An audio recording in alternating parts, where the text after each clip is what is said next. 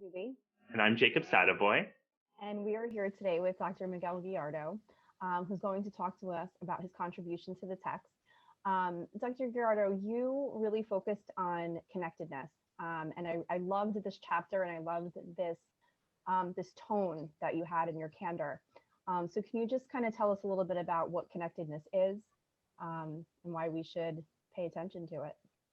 Yeah, sure. Well, thank you. First of all, thank you both for the invitation to write and contribute to your contribution, and then also to speak a little bit about it. Connectedness. When I think about connectedness, I think about this idea of linking. You know, joining, linking in some ways, and the first thing that comes to mind for me when I think about that is always seeing ourselves in others.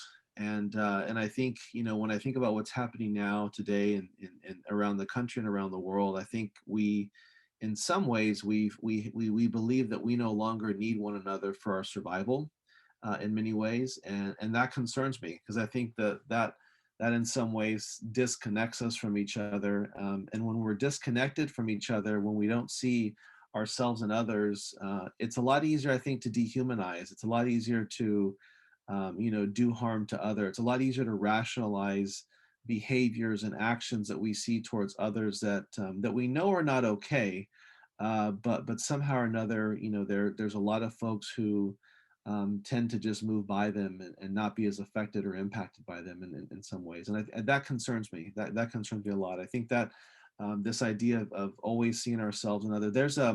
There's a mural in downtown Los Angeles, right off of Skid Row, actually, and it says, "What I see could be me." And I use that a lot actually when I do presentations and workshops, because I think it's such a powerful, I think, message around really seeing ourselves and others, no matter who they are, where they come from, or what they do. So for me, connectedness is remembering that we need one another for our survival and going forward. So, for somebody, what would you recommend for an individual who believes that this is of value? How would you support their ability to be more connected, especially with people that are different than they are? Yeah, it's a good question. I think one of the things, there's in Just Mercy, Brian Stevenson's book. He talks, he reflects on every time that he would see his grandmother. His grandmother would sort of pull him in close and say, you can't understand the most important things from a distance, Brian. You have to get close. And so what I would say is that I think, as practitioners, as providers of services, I think oftentimes we keep ourselves at a safe distance from a lot of things. Actually, we tend to think our work is neutral, and we kind of hide, I think, in some ways at times behind our degrees, our licenses, I think we have to ask ourselves, who and what are we serving? And so I would say I think it's important to know what we're keeping ourselves a safe distance from as individuals. But Dr. Beverly Tatum has this great analogy where she talks about being in an airport and being on the conveyor belt, and there's those conveyor belts where if you, whether you're standing or walking, the conveyor belt's taking you, the moving walkway rather, is taking you in the same direction. And so she says, if we're not intentionally working against our biases, are those implicit biases that we have, those unconscious prejudicial perspectives that may surface, the things that we sort of tend to move away from, the things that make us uncomfortable, etc. If we're not intentionally working to try to understand those better and do something with those in a different way, then we're perpetuating and sustaining and even contributing to all the things that we see happening that may not be so helpful to other people and to ourselves. So I think it starts with, I think, us as individuals in recognizing that it's like these isms and these challenges that we're facing today in the world. It's like the air that we breathe. So none of us are immune and can escape the isms, racism, sexism, classism, whatever ism you want to put, ableism. We're breathing that air, and so because of that, we have to know that if we're not intentional and actively working against some of those things, then we're probably passively and unconsciously and unknowingly participating in sustaining and maintaining some of those aspects of our society. Yeah, no, that's fantastic. And totally fully agree. Is there anything else? I agree 100%. You know, it has to start with us, we as practitioners, and just as human beings, we have to be models, right? We have to be models for other people. We have to live it, breathe it, and do it. But is there anything that you see on a larger scale, whether it's through education or training, that could be done to bring more of this awareness, this connectedness? Not necessarily to people within our own fields, but just, you know, across the board. What's your vision for that? Where do you see that Well, maybe? yeah, I mean, I think it's a great question. You know, I think we do need much more.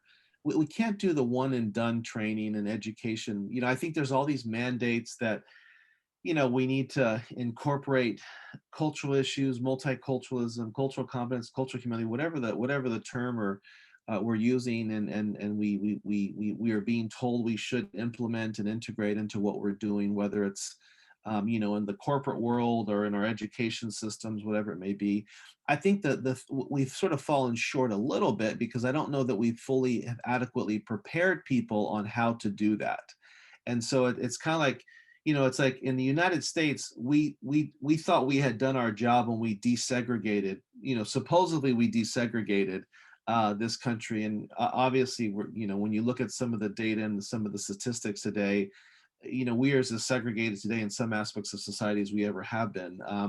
But I think historically speaking, when we desegregated, you know, there was this idea that we sort of achieved, we did a lot at that moment in time, and certainly while that was helpful in terms of trying to desegregate the systems in which we exist in, we failed to think about what it looks like to sort of sit side by side with each other, know each other, learn from each other. You know, and we failed to sort of help people see the benefits of being with one another in our differences and the things that sort of make us unique in many ways. And so I think it's similar. So we haven't done a good job of really integrating ourselves together as a whole.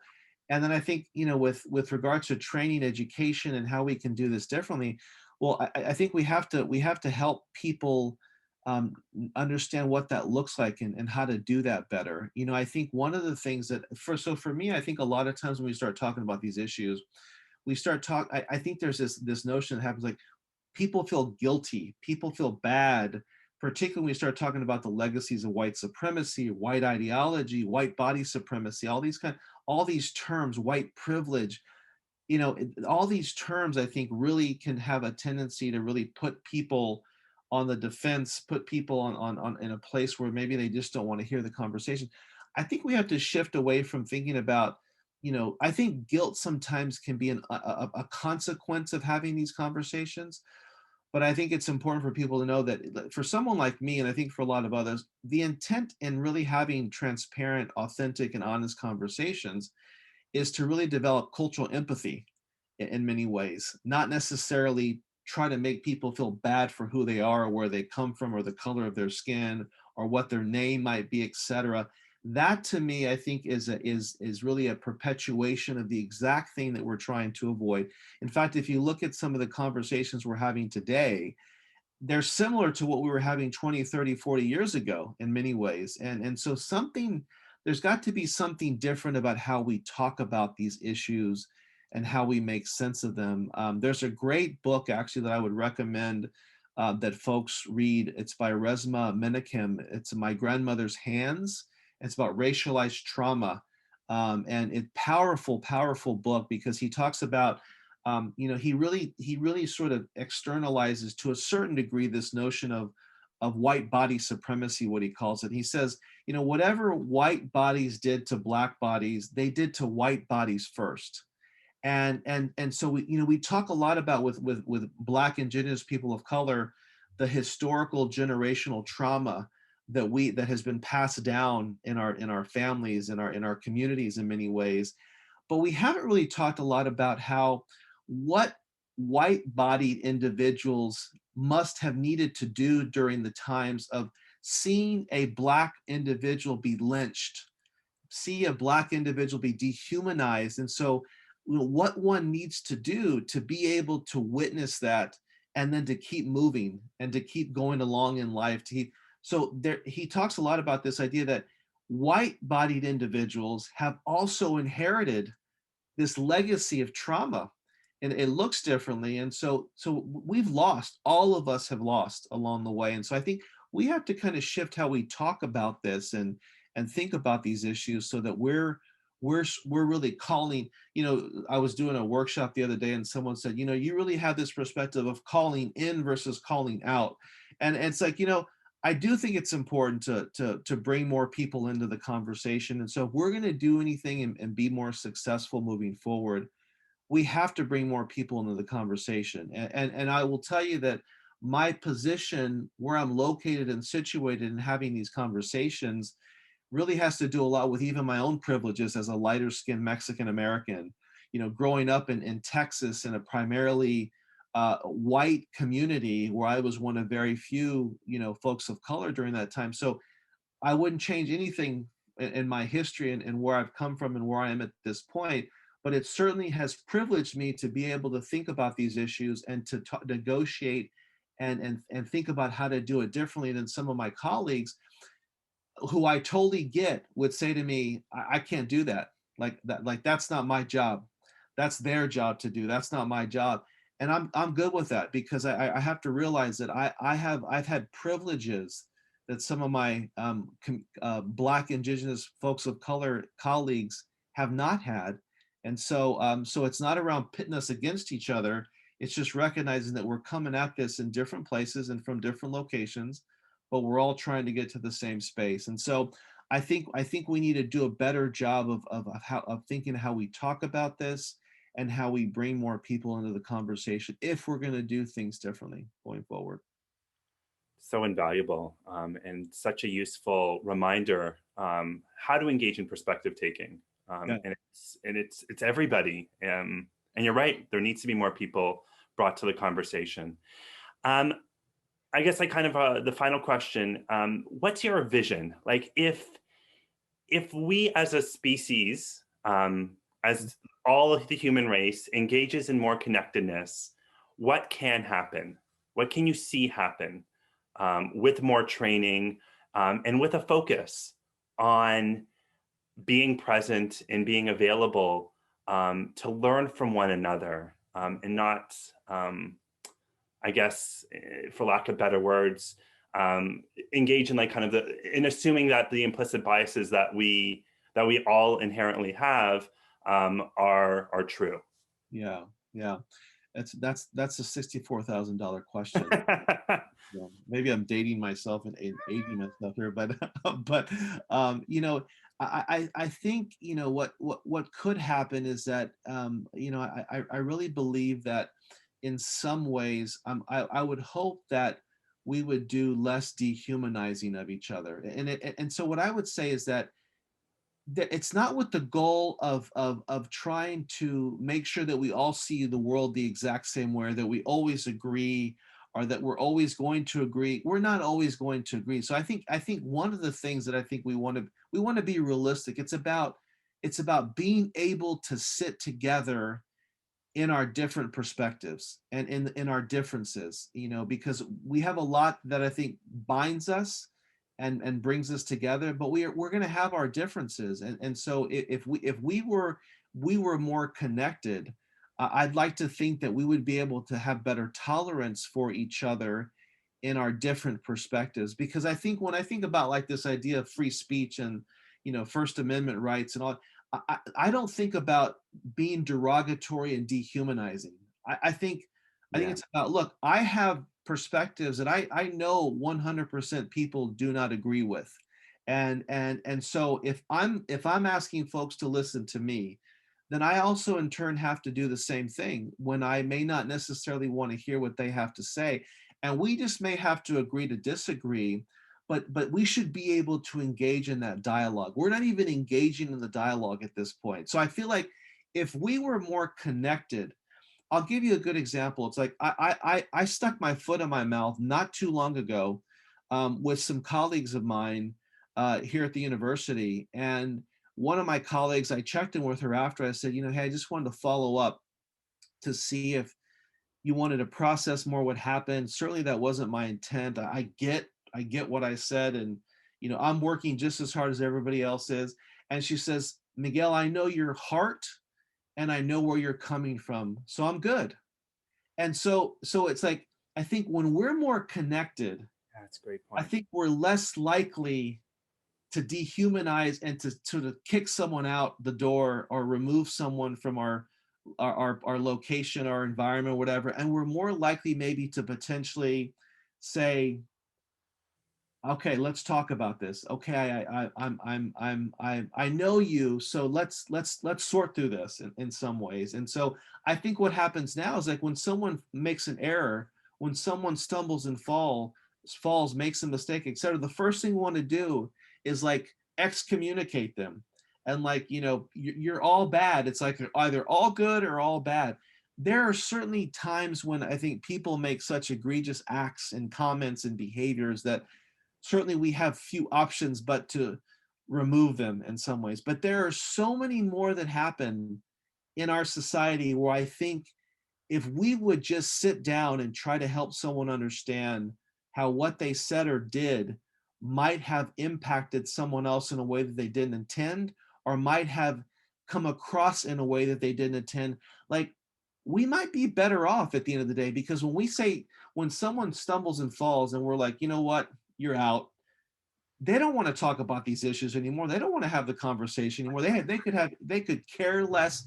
They're more angry. They're more resentful. So I feel like if we were more connected, we'd be more forgiving and patient and tolerant with each other, and we would understand that we're going to make mistakes, and that but how can we still sit with and lean into each other in those processes so that we don't perpetuate more of the same kinds of things. I'll tell you, over the last several years or so, there are more people today who I think have been affected by what's happening that weren't affected before.